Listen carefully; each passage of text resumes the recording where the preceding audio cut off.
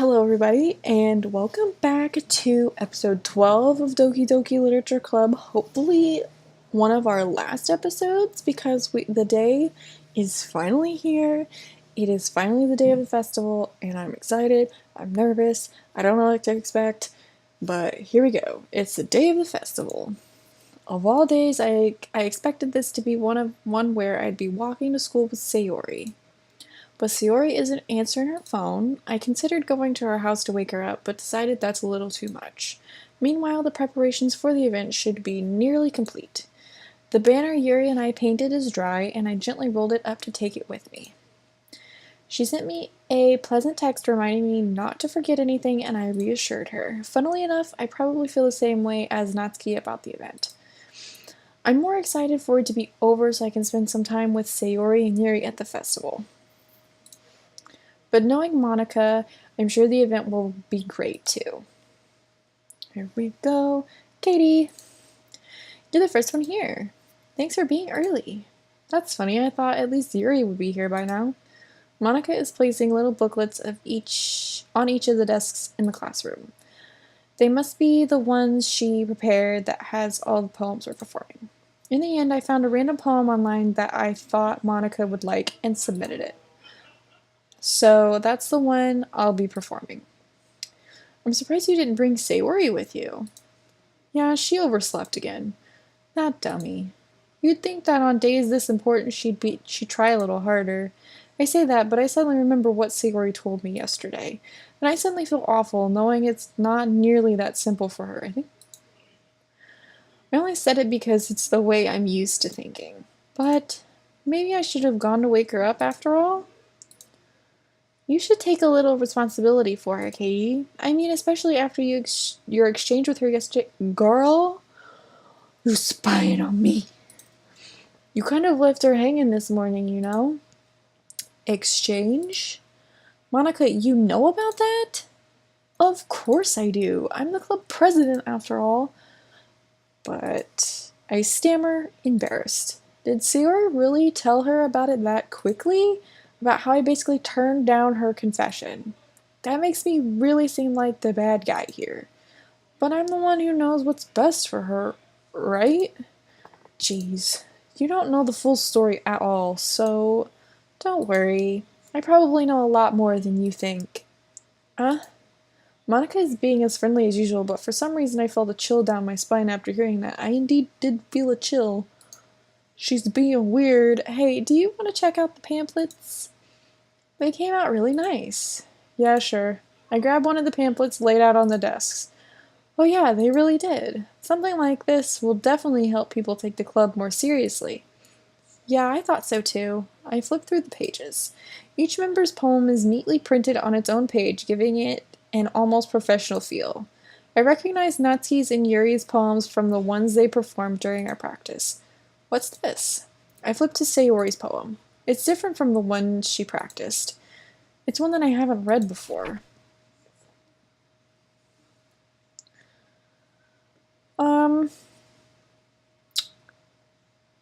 Get out of my head.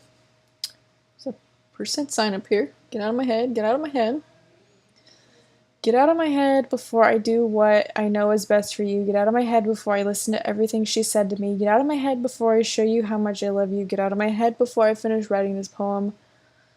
But a poem is never actually finished, it just stops moving. Yike-a-rooney. What is this? Reading the poem, I get a pit in my stomach. Katie? What's wrong? Nothing. This poem feels completely different from everything else Sayori's written. But more than that, I changed my mind. I'm going to go get Sayori, so, well, alright. Try not to take too long, okay? I quickly leave the classroom. Don't strain yourself. Monica calls that out after me. I quicken my pace. Get going. What was I thinking? I should have tried a little bit harder for Sayori. It's not a big deal to at least wait for her or help her wake up. Even the simple gesture of walking her to school makes her really happy. Besides, I told her yesterday that things will be the same as they always have been. That's all she needs and what I want to give her. I reach Sayori's house and knock on the door. I don't expect an answer since she's not picking up her phone either. This is about to get really dark, and I don't want to go up there. Like yesterday, I opened the door and let myself in. Sayori? She really is a heavy sleeper. I swallow. I can't believe I ended up doing this after all. Waking her up in her own house? Isn't that more like something a boyfriend would do? A girlfriend would do? In any case, it just feels right. Outside Sayori's room, I knock on her door. Sayori? Wake up, dummy. There's no response. I really didn't want to have to enter her room like this. Isn't it kind of a breach of privacy? But she really leaves me no choice. I gently open the door. Oh my god.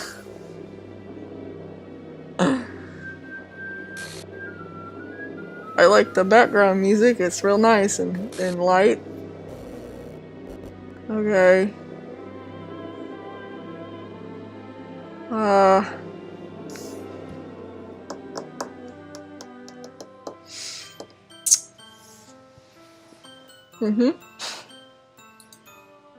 What the hell exactly? I don't understand. I told you it was gonna get dark. I knew it was gonna get dark and I was not prepared for this. I hope this is a nightmare. Oh my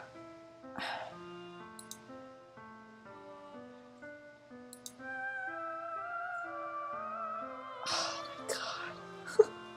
The background noise is really ruining this for me. It's like taking me out of the moment, guys. If you hear it, I'm sorry, but oh my god. That's why I can't believe what my eyes are showing me.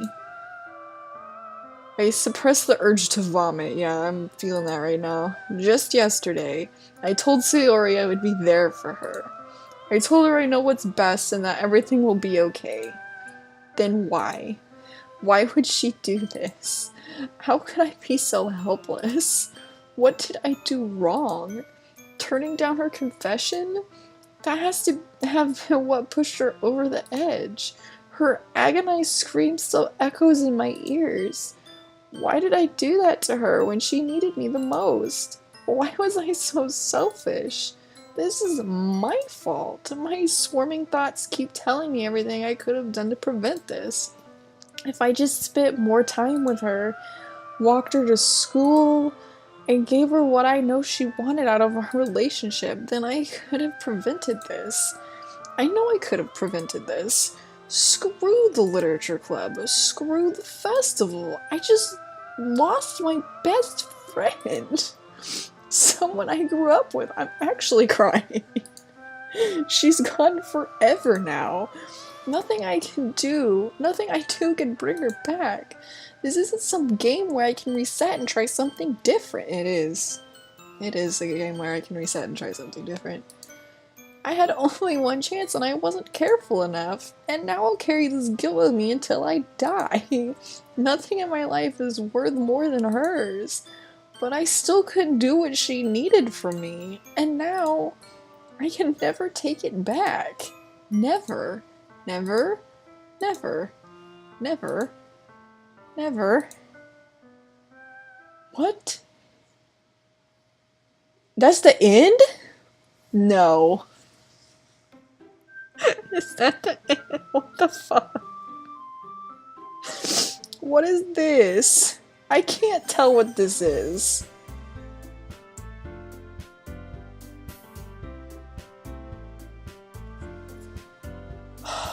Okay, let's figure this out here. Don't you dare. Oh my god.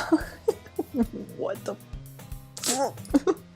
I see an annoying girl running toward me from the distance, waving her arms in the air like she's totally oblivious to any attention she might draw to herself. That girl is... nobody. My neighbor and good friend since we were children. You know, the kind of friend you'd never see yourself making today, but it just kind of works out because you've known each other for so long. We used to walk to school together on days like this, but starting around high school, she would oversleep more and more frequently, and I would get tired of waiting up. But if she's going to chase after me like this, I almost feel better off running away. However, I just sigh and idle in front of the crosswalk and let it catch up to me. Jesus fucking Christ. What the hell? She crashed my game? Oh, okay. Scared me. It's an ordinary school day like any other. Mornings are usually the worst, being surrounded by couples and friend groups walking to school together. Meanwhile, I've always walked to school alone. I always tell myself it's about time I meet some girls or something like that. But I have no motivation to join any clubs. I'm perfectly content just getting by on the average while spending my free time on games and anime. Me too, buddy. There's always the anime club, and it's not like there would be any girls in it anyway. The school day is ordinary as ever, and it's over before I know it. After I pack up my things, I stare blankly at the wall, looking for an ounce of motivation. Am I gonna go through this whole game again? Who knows? Let's find out. There really aren't any that interest me. Besides, most of them would probably be way too demanding for me to want to deal with. I guess I have no choice but to start with the anime club, like a big nerd. Katie? Who? Monica? Oh my goodness, I totally didn't expect to see you here. It's been a while, right? Yeah it has. Monica smiles sweetly.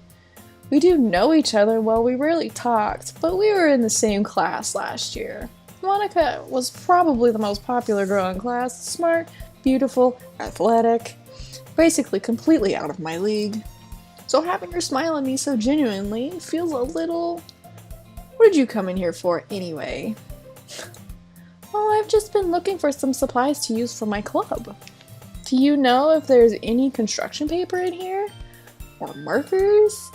I guess you could check the closet. You're in the debate club, right? About that. I actually quit the debate club. Really? You quit? Yeah. To be honest, I can't stand all the politics around the major clubs. It feels like nothing but arguing about the budget and publicity and how to prepare for events. I'd much rather take something I personally enjoy and make something special out of it. In that case, what club did you decide to join? Actually, I'm starting a new one. A literature club.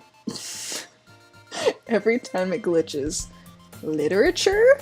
Like books? That sounds kind of dull. How many members do you have so far? It's kind of embarrassing, but there are only 3 of us so far. It's really hard to find new members for something that sounds so boring. Who likes books? Not me. Well, I can see that. But it's really not boring at all, you know? Literature can be anything. Reading, writing, poetry. I mean, one of my members even keeps her manga collection in the club room. That's me. That would be me. Wait, really? A nerd? It's funny, right? She always insists that manga is literature too. It is.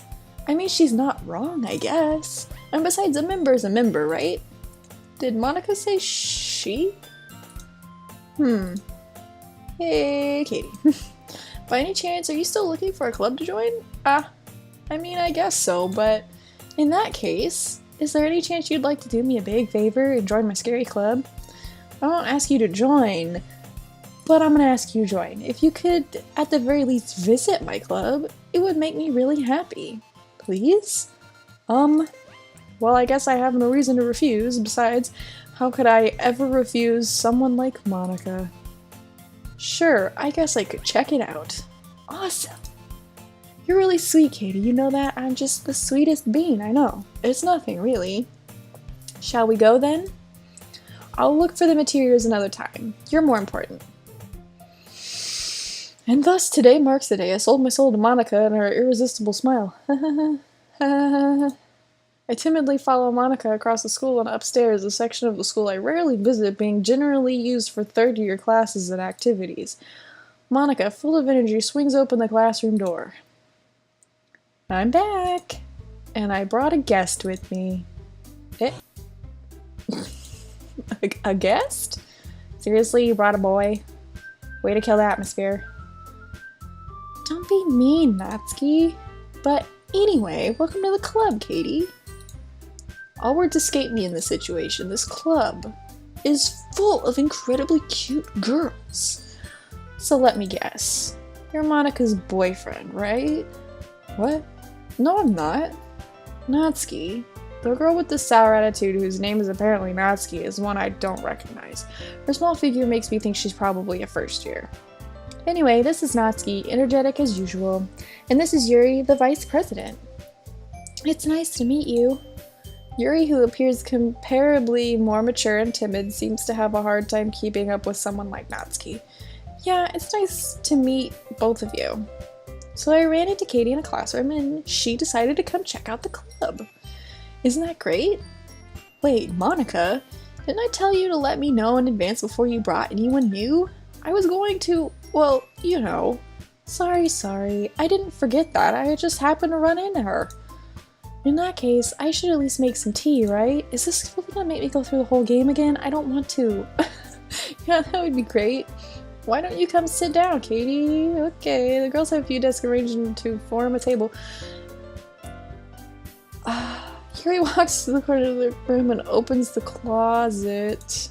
Meanwhile, Monika and Natsuki sit across from each other. Still feeling awkward, I take a seat next to Monika. So I know you didn't really plan on coming here, but we'll make sure you feel right at home, okay? As president of the literature club, it's my duty to make the club fun and exciting for everyone. I'm surprised there aren't more people in the club yet. That's me. It must be hard to start a new club. You could put it that way.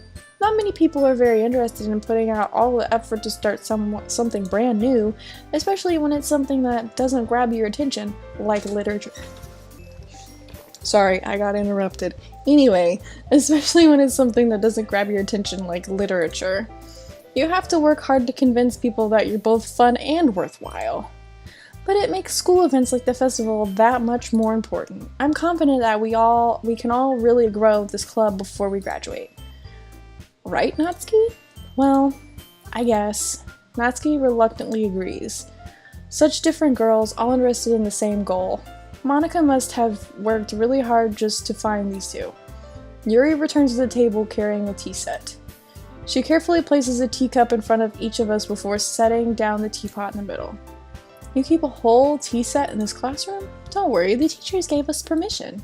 After all, doesn't a hot cup of tea help you enjoy a good book? I guess. Don't let yourself get intimidated. Yuri's just trying to impress you. That's not... Insulted, Yuri looks away. I mean that, you know, I believe you. Well, tea and reading might not be a pastime for me, but I at least enjoy tea. I'm glad.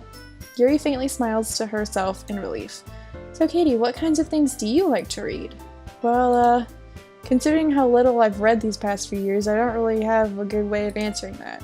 Manga? I mutter quietly to myself, half joking. Natsuki's head suddenly perks up. It looks like she wants to say something, but she keeps quiet. Not much of a reader, I guess. Well, that can change. What am I saying? I spoke without thinking after seeing Yuri's sad smile. I love her. Anyway, what about you, Yuri? Well, let's see. Yuri traces the rim of her teacup with her finger. My favorites are usually novels that build deep and complex fantasy worlds. The level of creativity and craftsmanship behind them is amazing to me. And telling a good story in such a foreign world is equally impressive. Yuri goes on, clearly passionate about her reading. She seemed so reserved and timid since the moment I walked in, and it's obvious by the way her eyes light up that she finds her comfort in the world of books, not people. But you know, I like a lot of things. Stories with deep psychological elements usually immerse me as well. Isn't it amazing how a writer can so deliberately take advantage of your own lack of imagination to completely throw you for a loop? Anyway, I've been reading a lot of horror lately. I read a horror book once. I know horror. I desperately grasped something I can relate to at a minimal level. At this rate, Yuri might as well be having a conversation with a rock. With The Rock, Dwayne The Rock Johnson. I'd expect this from you, Yuri. It suits your personality. Oh, is that so? Really, if a story makes me think or takes me to another world, then I really can't put it down. Surreal horror is often very successful at changing the way you look at the world, if only for a brief moment. I hate horror. Oh, why's that? Well, Natsuki's eyes dart over me for a split second. Never mind. That's right, you usually like to write about cute things, don't you, Natsuki? What? What gives you that idea? You left a piece of scrap paper behind last club meeting. It looked like you were working on a poem called Don't Say It Out Loud, and give me that back. Fine. Natsuki, you write your own poems? Well, I guess sometimes. Why do you care? I think that's impressive. Why don't you share them sometime? No. Natsuki averts her eyes. You wouldn't like them. Not a very confident writer yet. I understand how Natsuki feels. Sharing that level of writing takes more than just confidence. The truest form of writing is writing to oneself. You must be willing to open up to your readers, exposing your vulnerabilities and showing even the deepest reaches of your heart. Do you have writing experience too, Yuri? Maybe if you share some of your work, you can set an example and help Natsuki feel comfortable enough to share hers. I guess it's the same for Yuri. We all sit in silence for a moment. Hey, I just got an idea. What's your idea? How about this? Please no. Natsuki and Yuri look quizzically at Monika. Let's all go home and write a poem of our own. No, I don't want to do this again, Monika. I mean, I thought it was a good idea. Well, I think you're right, Monika. We should probably start finding activities for all of us to participate in together. Where's Sayori? I need to do my best to nurture the club as well as its members. Besides, now that we have a new member, it seems like a good step for us to take. Do you agree as well, Katie?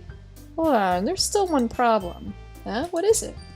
Now that we reached the most important topic, I bluntly come forth with what's been on my mind this entire time. I never said I would join this club.